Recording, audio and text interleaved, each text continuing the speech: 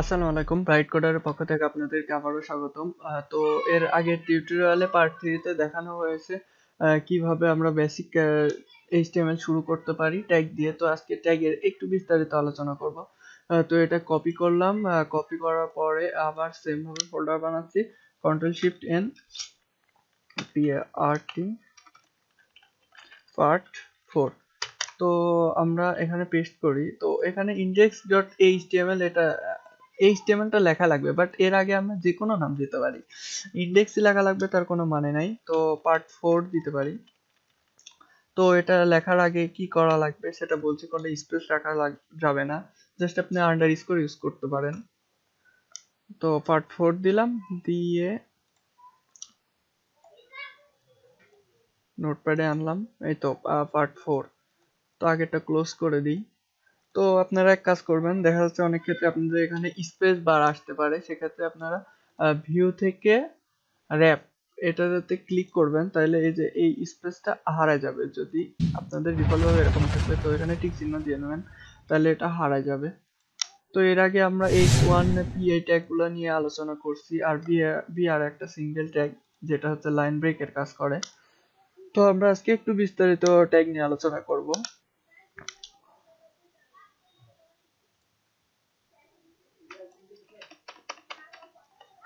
This is, তো আপনারা তো এই পর্যন্ত জানেন HTML।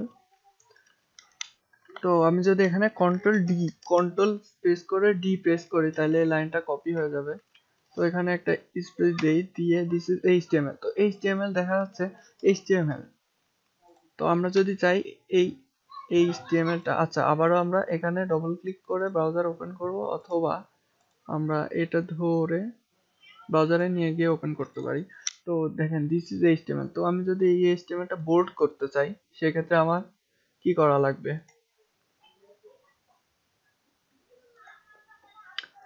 বোল্ড বি ট্যাগ নামে একটা ট্যাগ আছে, যেটা পি ট্যাগের ভিতরে আমরা ইউজ করতে পারি। বি দিব। তো আমরা কতটুকু বোল্ড করতে, এই HTML-টা আমরা ফার্স্ট কোটেশন স্ল্যাশ পি দিলাম। এখন এটা হচ্ছে HTML-টা বোল্ড হয়ে যাবে। দেখেন এখানে বোল্ড দেখাচ্ছে। তো আমি ব্রাউজারটা কন্ট্রোল ধরে মাউসের চাকা করে একটু বড় করে নিচ্ছি, আপনাদের বুঝতে সুবিধা হবে। দেখেন এটা বোল্ড দেখাচ্ছে। তো বোল্ড আবার স্ট্রং নামের একটা ট্যাগ আছে, এখানে যদি আমি সেম স্ট্রং লিখি, STRONG স্ট্রং, তো আবার যদি এখানে স্ট্রং লিখি,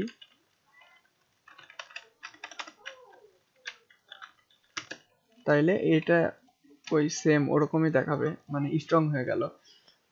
তো এরকম কিছু ট্যাগ আছে যেগুলো দেখা হচ্ছে করার কোনো মানে হয় না। তো যাই হোক, খুব বেশি ট্যাগ নেই HTML এ।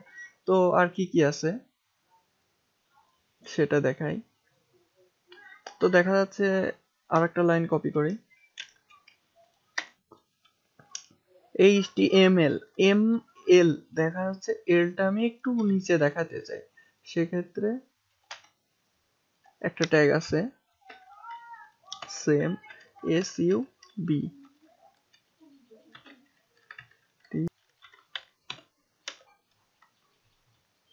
দিলাম।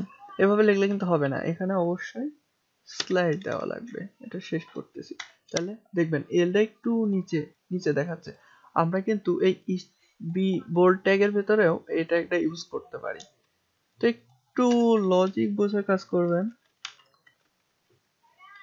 তাহলে বুঝতে পারবেন কোন ট্যাগের ভিতরে আসলে কোন ট্যাগ কাজ করতেছে।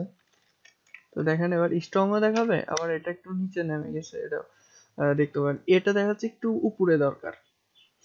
কেমিস্ট্রির সাবজেক্টে দেখা যাচ্ছে এই আমাদের এরকম কিছু উপরে স্কয়ার হোল স্কয়ার অথবা H2O পানির ক্ষেত্রে এরকম দেখা যাচ্ছে আমাদের এই ট্যাগগুলা ইউজ করা হয়। তো এখানে যদি জাস্ট পি ইউজ করি, তো এক্ষেত্রে এটা আমার উপরে উঠে যাবে। তো দেখতে পাচ্ছেন তো উপরে উঠে গেল। তো আর কি কি ট্যাগ আছে, এরকম কত ট্যাগ আমার শেখা লাগবে? আসলে খুব বেশি ট্যাগ শেখার প্রয়োজন নাই, আমি যেগুলো দেখাই এগুলো দেখলে হবে। আর W3 স্কুলে গিয়ে আপনারা জাস্ট একবার দেখে আসতে পারেন যে কি কি ট্যাগ অ্যাকচুয়ালি ইউজ করা হয়।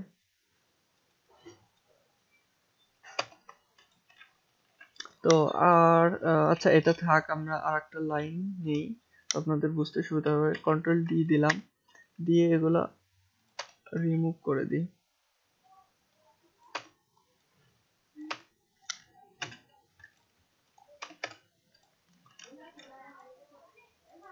আচ্ছা দেখা যাচ্ছে অনেক ক্ষেত্রে প্রাইস, নতুন একটা প্রোডাক্ট আসছে, প্রোডাক্টের প্রাইসটা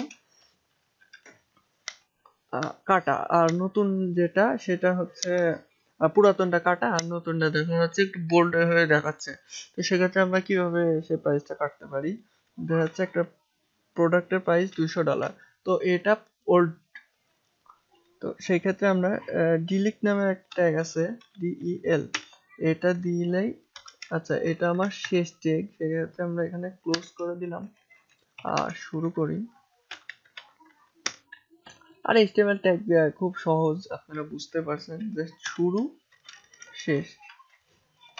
তো দেখেন এই প্রাইসটা কাটা, আর নিউ প্রোডাক্ট আসছে, সেই প্রোডাক্ট আমরা বোল্ড করে দেখাতে পারি। তো বোল্ড কিভাবে করতে হয় অলরেডি আপনাদেরকে বলছি। কি করবেন, এরকম শুরু শেষ দিয়ে পি দিলেন, তো নতুন যেটা প্রাইস আসছে সেটা হচ্ছে নতুন প্রোডাক্টের প্রাইস হচ্ছে,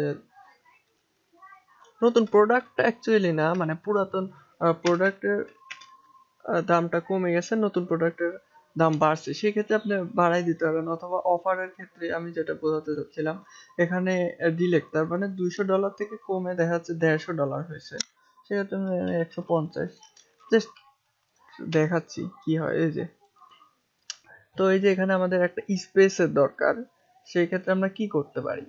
এই যে মনে করেন একটা স্পেস দিচ্ছেন, স্পেস কিন্তু স্পেস কাজ করছে না, আপনার স্পেস লাগবে, সেক্ষেত্রে একটা কাজ করতে পারেন, কিবোর্ড থেকে & NBSP লিখে সেমিকোলন, এটা দিলেই দেখা যাচ্ছে এই যে একটা স্পেস চলে আসছে। তো আপনি আরো যদি স্পেস হয়, জাস্ট এটা কপি করবেন, আর কপি করা শিখাচ্ছি, আচ্ছা কপি করবেন না, আপনারা লিখবেন, লিখলে দেখেন এতটুকু স্পেস হয়ে যাচ্ছে। তো এটা অ্যাকচুয়ালি ট্যাগ না, এটা ট্যাগ হচ্ছে যেগুলো এই যে ওপেনিং ক্লোজিং হচ্ছে, এগুলো একটা ট্যাগ, এটা আর কি সিম্বল ইউজ করা হচ্ছে। তো এগুলো দিয়ে আর কি স্পেস বোঝানো হয়, এরকম অ্যাকচুয়ালি অনেক কোড আছে যেগুলো দিয়ে অনেক কাজ করা হয়, এগুলো হয়তো একদিন দেখাই দিব আপনাদেরকে। তো আপাতত অত কিছু জানার দরকার নাই, জাস্ট NBSP এটা মনে রাখেন তাইলে হবে। আর কি কি ট্যাগ আছে দেখা যাচ্ছে, এটার ক্ষেত্রে আপনার নিচে আন্ডারলাইন দেওয়া লাগবে, সেক্ষেত্রে আন্ডারলাইনের ক্ষেত্রে জাস্ট কি, তাহলে বোল্ডের ভেতরে আন্ডারলাইন, জাস্ট ইউ লিখবেন, ইউ শেষ, দেখেন আন্ডারলাইন চলে আসছে। আর কি কি প্রয়োজন হতে পারে আমাদের কাজ করার ক্ষেত্রে সেগুলো দেখাই। আন্ডারলাইন আর লিস্ট স্টাইলের দরকার হতে পারে, সেটা পরে টিউটোরিয়ালে দেখাই, লিস্ট টেবিল, জাস্ট এই যে জিনিসগুলো এইগুলাই খুব বেশি ইউজ হয়। প্যারাগ্রাফ, H1 হেডিং ট্যাগ গুলো অ্যাকচুয়ালি সব থেকে বেশি, আর বিআর। আচ্ছা আর একটা দরকার, মনে করেন আপনার এটা নিচে একটা দাগ দরকার, যে বোঝা যাচ্ছে না লেখাটা, সেক্ষেত্রে একটা ফুল হরিজন্টাল একটা দাগ দেবেন, সেক্ষেত্রে একটা সিঙ্গেল ট্যাগ আছে, এর আগে বিআরটা দেখাইছি। তো জাস্ট এই স্যার লিখে দিবেন, দেখেন একটা দাগ চলে আসছে। তো এই তো সিঙ্গেল ট্যাগ, অ্যাকচুয়ালি এই জায়গায় স্ল্যাশ দিলেও পারেন, না দিলেও পারেন, কাজ করে আর কি। আচ্ছা এভাবে এইচআর বিআর, তো বিআর এর লাইন ব্রেক, এইচআর তে হরিজন্টাল রো, আর তে রো, এইচ তে হরিজন্টাল রো। আচ্ছা এইচআর হরিজন্টাল রো, এটা বোঝানো হয়েছে। আর কি ট্যাগ লাগে, আচ্ছা মনে করেন আপনি এখানে যা কিছু লিখছেন সেগুলো আপনি ফুল দেখাইতে চান, সেক্ষেত্রে দেখা যাচ্ছে লিখলেন দিস, লিখলেন এই জায়গায় ইজ, লিখলেন, তো আপনার আচ্ছা একটা ট্যাগ দিয়ে দিই, সরি।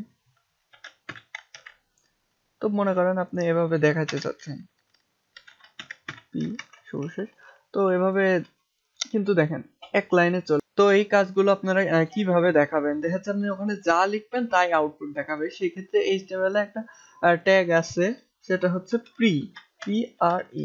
তো এই ট্যাগটার ভেতরে যা কিছু লিখবেন, আচ্ছা এটা হবে ফার্স্টে, এটা আমি শেষ করতেছি স্ল্যাশ দিয়ে। তো এর ভিতরে এখন যা কিছু লিখবেন সব কিছু অত দূর দূরে দেখাবে। দেখেন আপনি যা কিছু লেখেন সব কিছু ওইভাবেই দেখাবে। তো আপনি মনে করেন এত দূরে আরো কিছু লিখলেন, আরো কিছু লিখলেন, এরকম করে এখন যা কিছু লিখবেন সব কিছুই এভাবে দেখাবে। আচ্ছা আমি এখানে রিফ্রেশ দিচ্ছি F5 প্রেস করে। তো এ দেখেন, আচ্ছা এখানে এই তো দেখতে পাচ্ছেন। তো আমরা আর একটা ট্যাগ ইউজ করি, সেটা হচ্ছে দেখা যাচ্ছে ইটালিক। মনে করেন এটা আমার ইটালিক দেখানোর প্রয়োজন হচ্ছে, এই এই দিসটাই মনে করেন আমরা ইটালিক দেখাবো অথবা এটা ইটালিক দেখাবো। সেক্ষেত্রে আমরা জাস্ট আই লিখতে পারি, সেক্ষেত্রে আমাদের ইটালিক দেখাবে। এই যে এটা তো, তো আমার কতটুকু ইটালিক দেখানো দরকার, এই এটার ভেতরে মনে করেন লিখি। আচ্ছা এটার ভেতরে লিখলে আপনাদের বুঝতে অসুবিধা হতে পারে, তো আমরা এখানে লিখি আই। আই লিখলাম, কতটুকু ইটালিক, দিস লেখাটুকু ইটালিক দেখাইতে চাই, সেক্ষেত্রে সে আই। দেখেন সব কিন্তু অনেক ইজি। দেখেন এটা কিন্তু বাঁকা হয়ে গেছে, আমি আরো জুম করে দেখাচ্ছি। এই তো বাঁকা হয়ে গেছে। তো HTML ট্যাগ এগুলো অ্যাকচুয়ালি খুব মানে খুবই সহজ জিনিস। আমি যেটা দেখাচ্ছি এগুলা মনে রাখা খুব একটা বেশি কষ্ট হবে না। তো আর আমাদের এর নেক্সট পর্বে দেখাবো যে কিভাবে লিস্ট স্টাইল টেবিল এগুলো কিভাবে আমরা দেখাতে পারি, লিস্ট আকারে দেখাতে পারি। আর এগুলো পরের টিউটোরিয়ালে দেখানো হবে। এগুলো আপনারা খুব ভালোভাবে প্র্যাকটিস করবেন এবং মুখস্থ করার চিন্তা ভাবনা রাখবেন। অলওয়েজ মুখস্থ রাখবেন, তাইলে আপনার ভবিষ্যতে এক্সপার্ট হতে পারবেন। আর কোড লিখে রাখবেন, প্রথম অবস্থায় না মুখস্থ হলেও আপনি আমি যা যা লিখছি এগুলো বারবার করার প্র্যাকটিস করবেন, তাইলে হচ্ছে মনে থাকবে। মনে থাকা দিয়েই আজকে এ পর্যন্তই। সবাই ভালো থাকবেন। আসসালামু আলাইকুম।